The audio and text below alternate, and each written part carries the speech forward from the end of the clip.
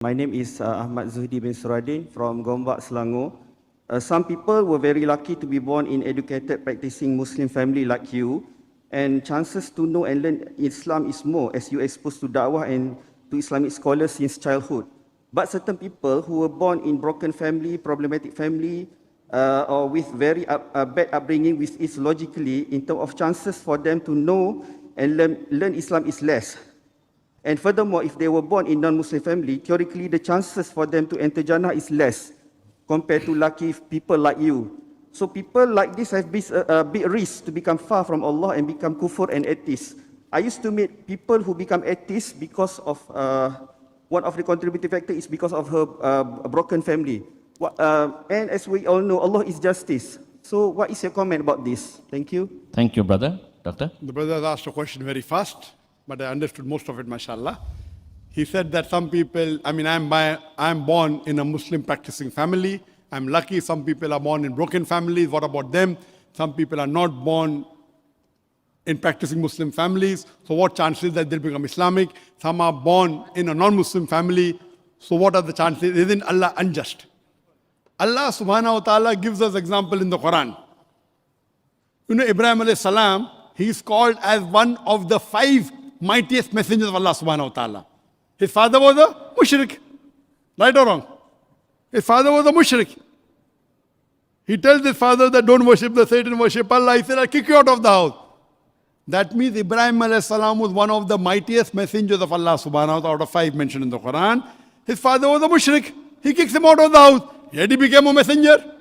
So where's the question of becoming a da'i? You have examples of sons of messengers of Allah, like Nuh alayhi salam. His son, he didn't follow him.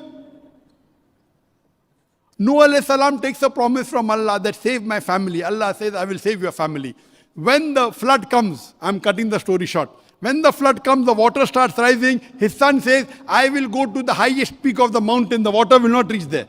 Water rises. And then when he's drowning, Nuh alayhi salam asks Allah. He reminds him, didn't you promise me that you will save my family? What is the reply of Allah? Allah says, your son is not amongst your family. Allah is talking about the family of Iman. The family of the Muslim Ummah. Allah tells him that your son is not amongst your family. That means the family of Iman is much greater than the family of blood. You understand? If you have a Muslim friend, if you have a Mu'min, and if you have a mushrik father, that Mu'min is much better. And Nuh alayhi salam then asked for forgiveness. So there you have examples in the Quran of sons of prophets who were mushriks. You have examples of the wives of prophet, wife of Lut alayhi salam, who did not obey Allah. You have the example of wife of Pharaoh, a tagut, the worst man in the world. His wife says, praise to Allah in Surah Tahrim, chapter number 66, verse number 11. Oh Allah, I would like to exchange the wealth. She was the wife of the richest man in the world, the most powerful man in the world. Exchange the status of mine for a house in Jannah close to you. What a dua. Imagine the wife of a tagut. So you have examples. It is my formula which I told you. Did you hear my lecture?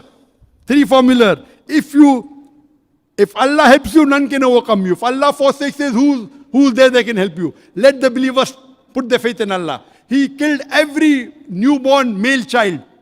And Musa alayhi salam is brought up in the house of Pharaoh. Allah. He strived. He opened up the pathways. So Allah is just. Are you following Allah's commandment is important.